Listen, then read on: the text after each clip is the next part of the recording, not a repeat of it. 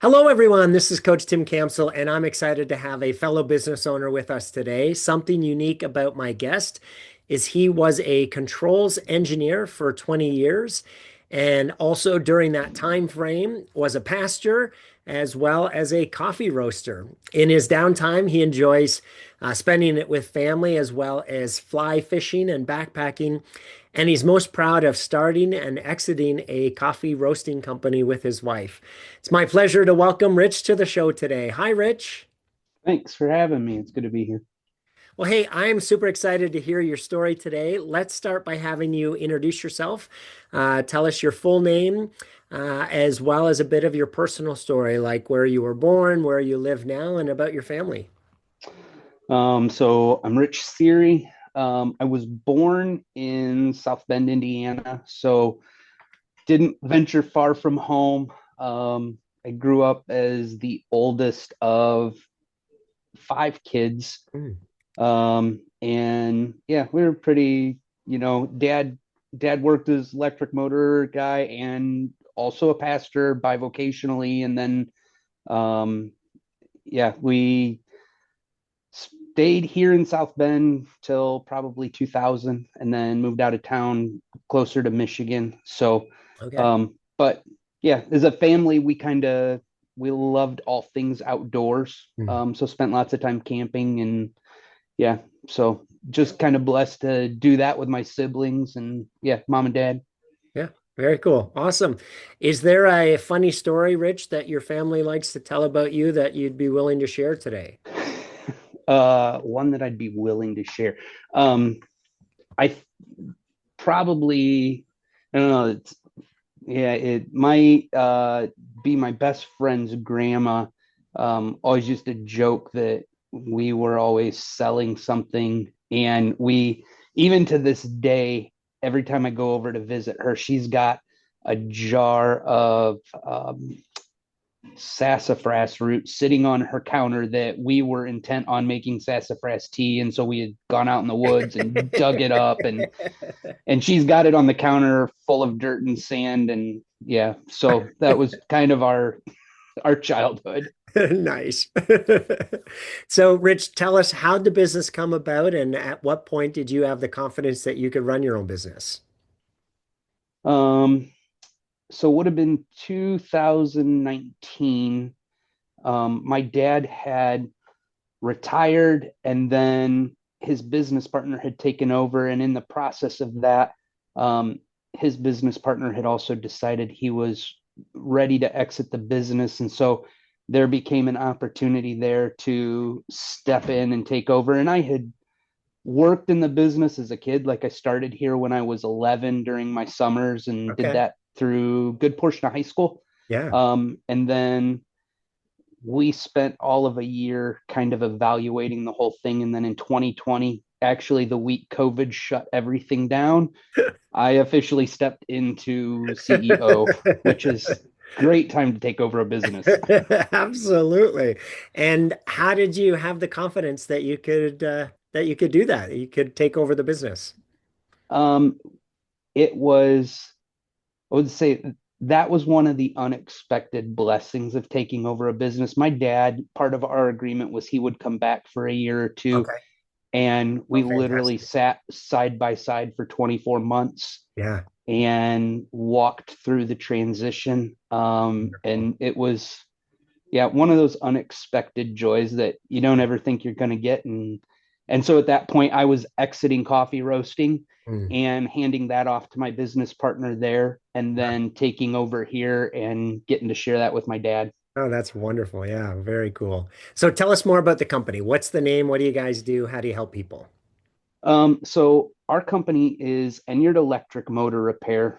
I am the fourth owner, and honestly, it's been handed down from all four families lived within 2 miles of each other Oh, wow. in South Bend. So like we were all friends. And so the original owner, who was Carl Enyart, handed it off to a guy by the name of Rick Holm. Rick had four daughters, but we were super close with them. Like they were our babysitters. Uh-huh. And one of them even actually stood up in our wedding, which was just kind of fun. And then Eventually, Rick stepped out and my dad stepped in, and then I took over from him. But we repair industrial electric motors and pumps, blowers, anything that rotates and can be attached to a motor. Okay, Pretty much, we end up repairing them. fantastic. And do you have a geographic area that you focus on? So we cover from just south of Indianapolis. If you imagine going all the way up either side of the state, all the way up into Michigan, up to Grand Rapids. Okay, So we've got a pretty big area. We're centrally South Bend's kind of our hub, but we're sure. expanding into that Indianapolis Yeah, like area. fantastic. Rich, we know that successful businesses can get stuck at various stages of their growth journey. So tell us about your biggest challenge since taking over and how you worked through it. um, I think probably our biggest challenge, and my dad would say he was a motor man who ended up with a business. Like he didn't set out to do that as a Okay, business. And I think when I took over, probably the biggest challenge was learning to assemble a team, because my dad was a people person and he could interface with the customer real well, but then he also had all of the technical skill sure. and knowledge. So, like, he literally could do anything in the business. And so, Mhm. but moving it forward, I realized I wasn't going to be able to do that alone. And so the first thing we ended up having to do was kind of assemble a team Yeah, and figure out how to build that. yeah, yeah, So that's probably been the biggest challenge as we walk through this. yeah. And how did you work through that?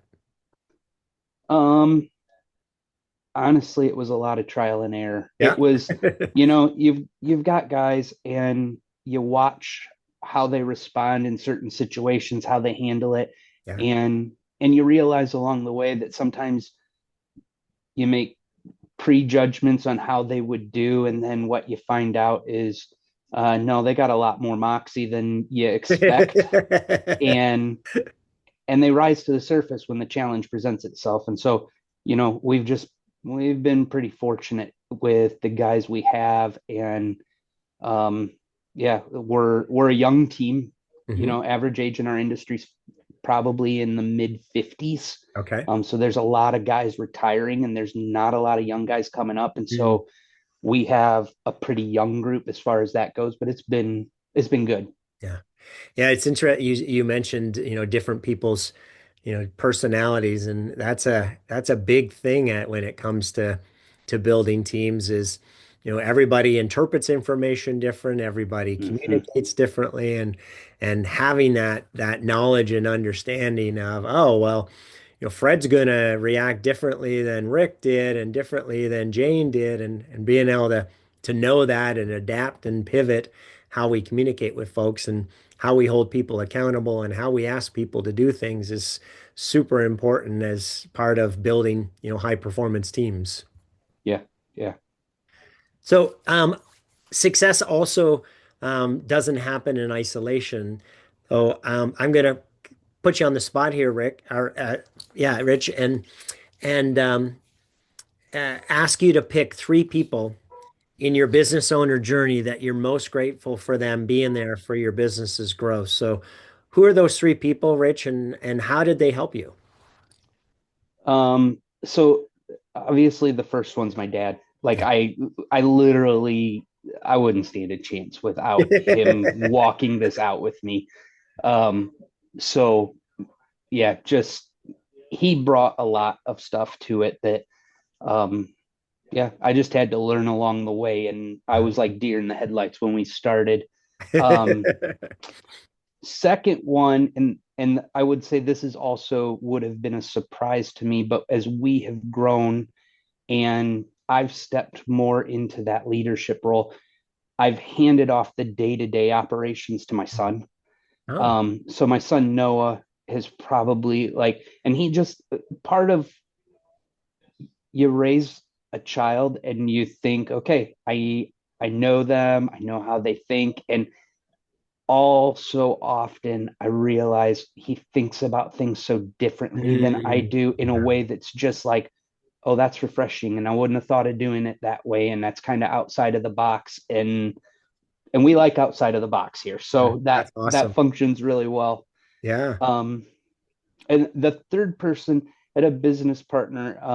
His name was Jim, and Jim is an incredible networker. And so, Mm, like, he spent lots of time not teaching me, but just modeling networking. okay. And Yeah. so, like, you take that aspect of networking coupled with my dad's relational bent, like, those two things end up merging really well.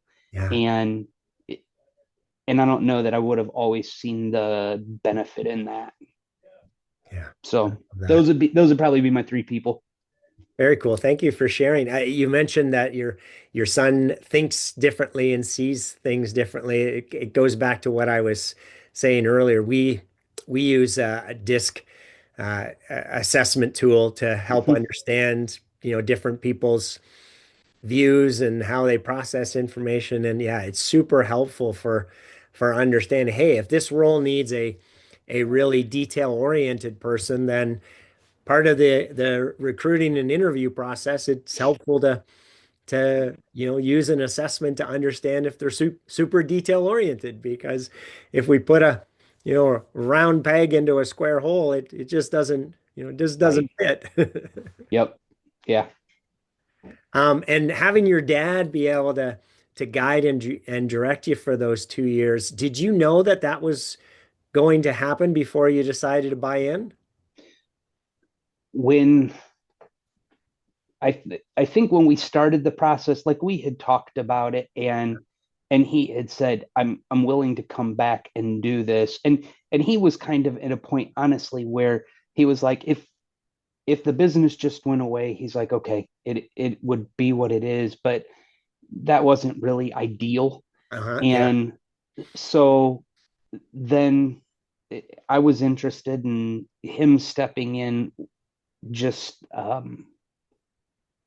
yeah, it wasn't expected. And at the same time, I wouldn't have been able to do it Right. without him. Like, Yeah. it was necessary. And I Yeah. think he knew that. He knew my limitations well. Yeah.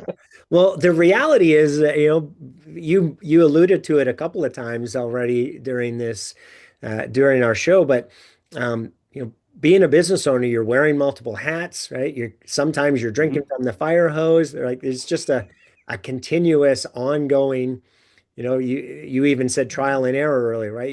You're continuing to learn and adapt and adjust and figure things out as you're going. And it can be a little overwhelming at times. Yeah, yeah. I mean, we kind of set out, and we've said it to the guys a lot. Like, one of our things is, it's like, let's fail fast. Like, Yeah, let's get the mistakes out of the way, yeah, and let's make sure they're not mistakes just for the sake of mistakes, but let's sure. learn from them. Yeah, And even let's create a culture where it's okay to make a mistake, love it. and Yes. and as long as we're growing from it. Yeah. Yeah, there's too many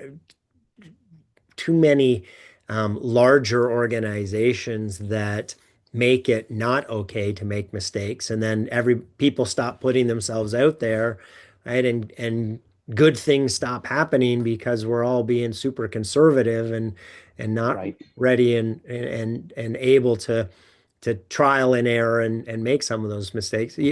You mentioned learning a couple of times as well. So good segue to this next question. The path to building a successful business does have a lot to do with continuous learning. So what's been your biggest learning as a business owner?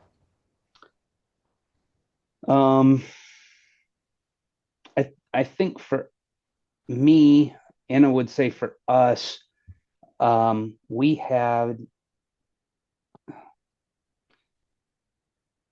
it's probably been accountability. Mm, Like, I would have been weak because I like relationship. I would also tend towards the avoidance side of things. And uh-huh. so Yeah. accountability wouldn't have been part of my nature. Yeah. And so, like, it's learning to hold each other accountable, and even let the guys hold me accountable, Sure. because it's like, I can step over into their territory, and I can do it very easily with good intentions, but it's like I'm in their territory. And Yeah, so like yeah. kind of giving everybody that in the leadership team, at least, the ability to say, hey, you're in my space. Yeah. And and a lot, most of the time it gets said in like good friendly, like, hey, stay your lane. Yeah, yeah, But yeah. I think that was one of the main learning things. And Yeah. it would have been the thing that everybody was like, there's no accountability. Yeah. Well, Yes. okay, we'll figure that out. And we have. It's slow, but we've figured it out. Yeah, a couple things you said that resonates with me is, so first of all, the defining the lanes, right? So that everybody understands, Yeah, what's each person's role and responsibility, and then how are they going to be held accountable, or how are they going to be measured, and then holding folks accountable to that KPI or task or job or assignment. The reality that I've learned is that left to our own, we're all going to be less efficient and less effective than if we're being held accountable. So yeah, accountability is a positive. None of us want it, but it's super positive because it yeah. it helps us become better versions of ourselves and accomplish more than we would or could on our own. And there's this magic of what gets measured ends up getting done. Get done. Yep, yep. So as you also mentioned about, you being willing to be held accountable as well. So how has that evolved, or how did you learn yourself into being okay with the team holding you accountable? Um, I think first off, we had guys who were willing to go toe to toe with me Uh, before they were in leadership. So like I knew uh-huh. that I was at least at a point where I was approachable enough that they didn't have a problem pushing on me and even arguing with me. And then to encourage it and say, okay, that's good. Maybe not in that quite Right. that realm, but we're going to have days where we're at each other's throats like Yeah. that. Like Yes. we're intense about things. But at the same time, to be able just to say, okay, these guys have been willing to go toe to toe with me and push back when they think I'm wrong. Yeah. And it's like, those are the kinds of people you need as a leader, because it's like, you don't usually get into this spot being soft. Like Yeah. you end up being a little more strong-willed, as Yeah. my parents would say that. but but at the same time, having those people around you who are willing to push back Yeah. and know that the relationship's going to be okay if they do that. Yeah. Absolutely. And everything ends up becoming better because of the fact that different people's perspectives and viewpoints and understanding of the situation or the challenge or right, whatever the conversation is about, you end up getting to a better result because you're Yeah, open to those different perspectives. Yeah. Yeah, there's a lot of organizations that have a ton of yes people, right? And they end up not doing very well because everybody's appeasing the boss and telling the boss that he or she is great and just doing mm-hmm. whatever the boss says, and a lot of blinders in organizations like that. Yeah, yeah. Um, Rich, success also has a lot to do with our mindset. So what guidance would you give a business owner who's feeling frustrated or discouraged in their business?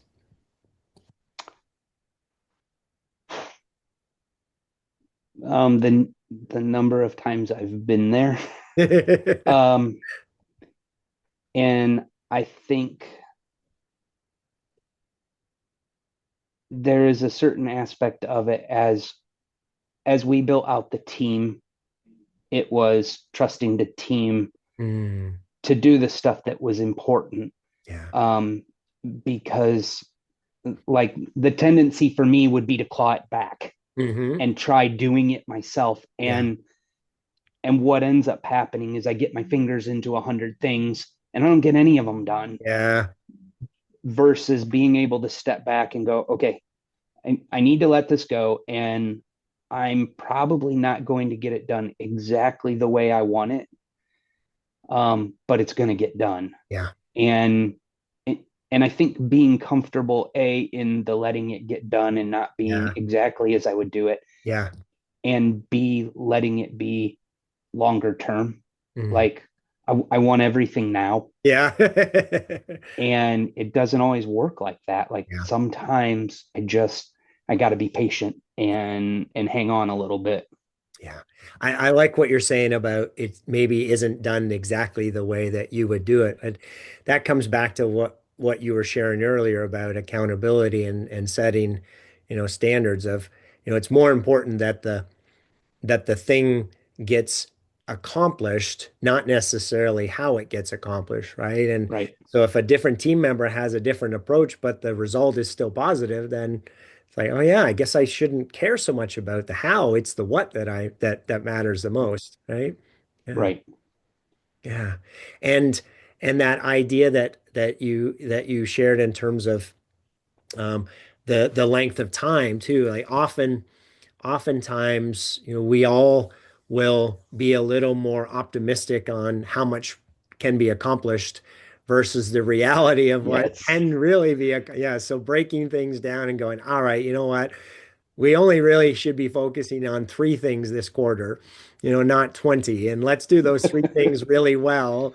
Right. And, Yes. and then we'll do the next three things and then the next three things. Yeah. But it's, Yeah. it's, it's just part of a lot of folks, business owners' DNA of like, well, I want to do it all now. Well, it's not practical or feasible to do it all now Right. if you want it Yeah. done well, right? Yeah. We've been having that discussion as we're setting our goals and like rocks going into Yeah. 2026. Like this last year, it was a learning year for us. Like we set all of our goals and we hit some of them and we missed some of them by a mile. And then what we said, and this was my son coming back to our group and going, okay, he said, I let you guys set multiple goals for yourself this year. He goes, next year we're doing one goal per person.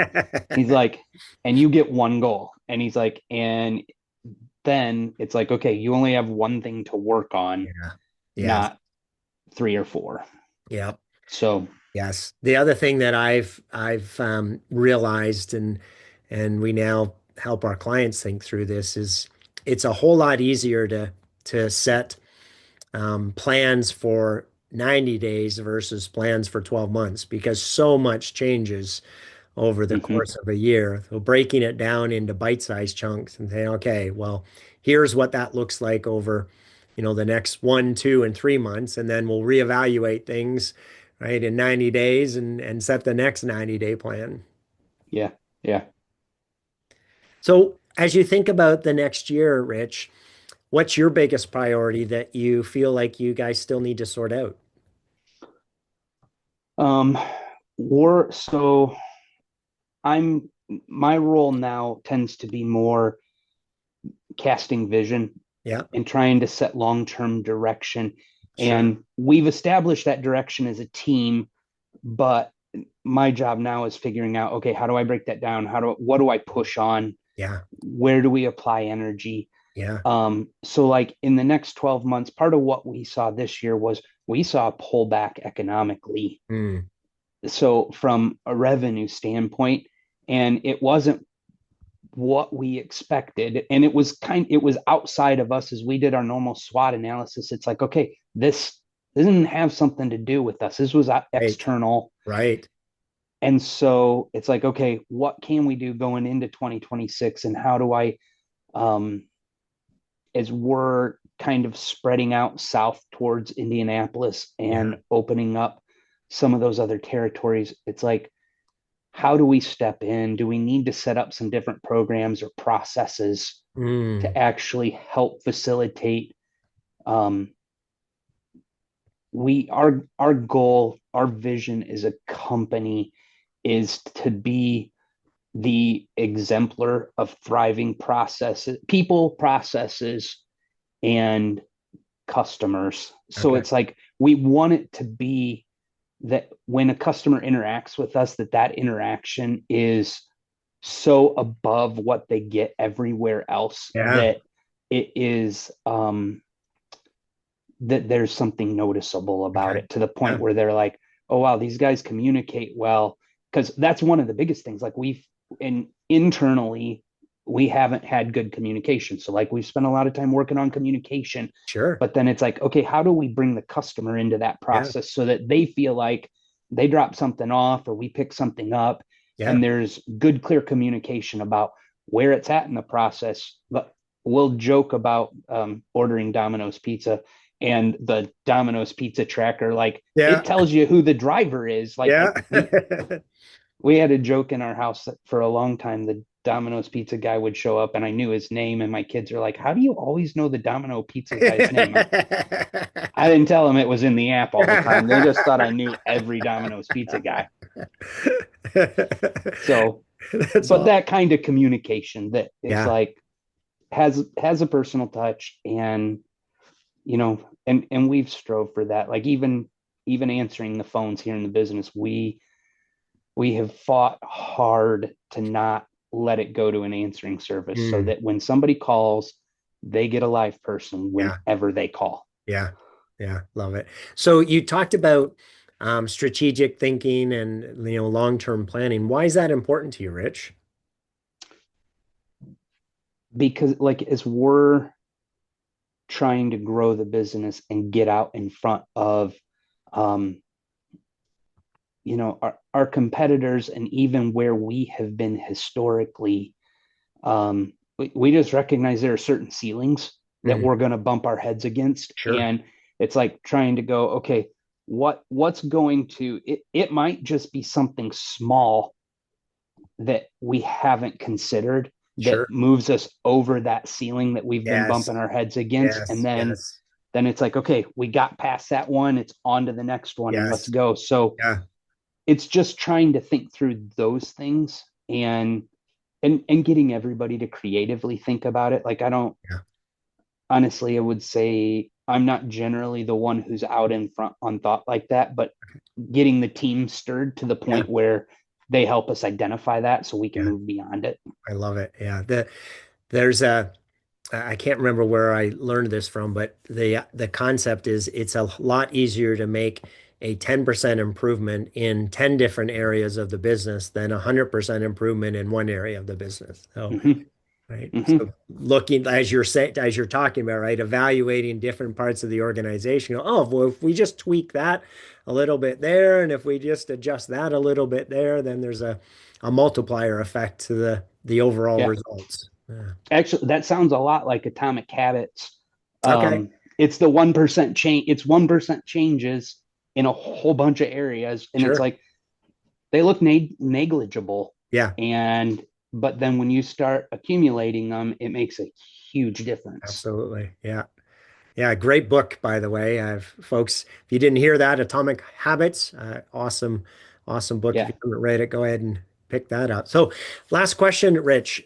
Jim Rohn, um, one of his quotes was, "We become the average of the five people that we spend the most time with." So, as you think about that, what advice would you have for business owners who are maybe feeling stuck, but simply trying to figure it out all on their own?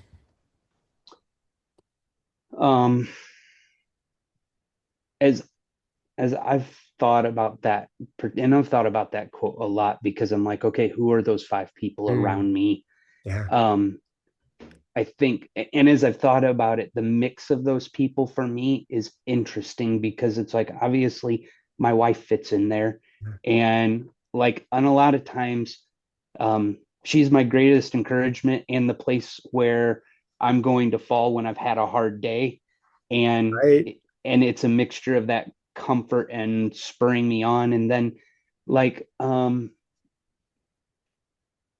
I think that with the other people, um, it's like I don't have a whole bunch of like super high performers around me that I would look to and think, oh man, look at what these guys have done. But it's like every one of the people who fit into those roles around me Yeah. bring something different that Yeah. help me be whole as I come up against things in the business, so that Yeah. it's like I so I'm not walking it alone. So like, Yeah. I got certain people who will walk through the hard stuff with me and, Yeah. give me good business advice. And then others who God's put there for me to pour into. Mm. And so it's like trying to bring Yeah. up the people behind me. Yeah.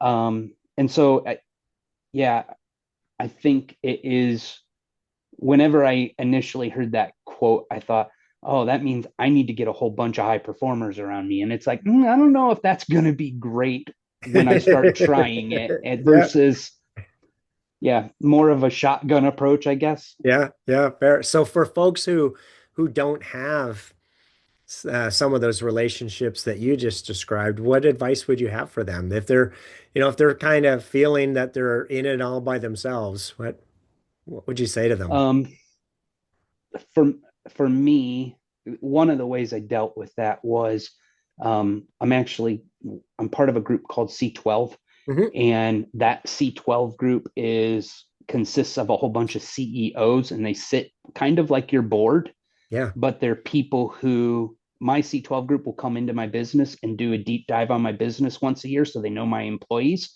and I know a good bit of their employees. And so we can offer each other counsel Yeah. in that regard. We can bring observations. Like when we have business ideas, I'll run it by my C12 group and they will be thumbs up, thumbs down. Yeah. Good idea. That's a horrible one. Like, even recently, we had them. I brought some ideas to them and they're like, do not do that. but but you need people who are going to be honest Yeah. with you like that, Absolutely. Right. and finding other people who are in a similar spot. you Mhm. know my C12 group has people who are running much larger businesses me, and then people who are running same size business. And Sure. so having that mix of people also, and even across different industries, gives you a lot of different insight. Yeah, absolutely. Yeah, very cool. So it sounds like, Rich, overall, you've been blessed with some incredible people in your business journey. So if they were all here with us today, what would you want to say to them? um I would I would say the same thing I say every year at Christmas. Like, I am blessed because it's like they've been part of that journey Mm, and even walked it out with me. Like, yeah, yeah, we just wouldn't be where we were without the people around us. yeah, that's awesome. Very cool. Well, it's been a pleasure speaking with you today. Thanks for being on the show. Yeah, thanks for having me. Thanks for listening to the Self-Made is a Myth show. Please help spread this movement by liking and subscribing to our show and following us on Facebook and LinkedIn. To join our movement, go to bemadtogether.com. Okay, folks, that's a wrap. Please pay it forward and be sure to tune in next time to the Self-Made is a Myth podcast.